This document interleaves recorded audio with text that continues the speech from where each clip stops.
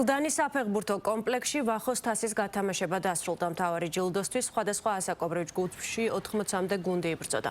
ვახო ჩარკვიანი საბურთალოსა და დინამო აკადემიების აღზრდილი ფეხბურთელი იყო, რომელსაც სისტემატურად იწვევდნენ საქართველოს 17 და 19 წლამდე ნაკრებებში. ის 2021 წელს კორონავირუსით გარდაიცვალა.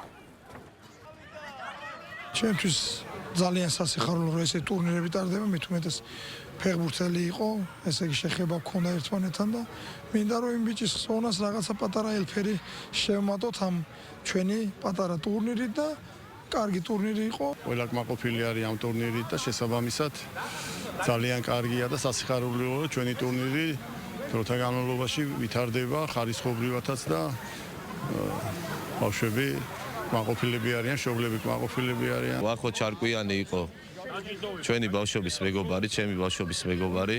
5 წელია უკვე ამ ტურნირის ხელმძღვანელობ, 80 გუნდმა მიიღო უკვე ამ ეტაპზე მონაწილეობა. ამინდის მიუხედავად კი უყურებთ ახლა თოვლია, მაგრამ მაინც მოვახერხეთ ამ პირობებში და მაინც ჩავატარეთ ფინალური ეტაპები.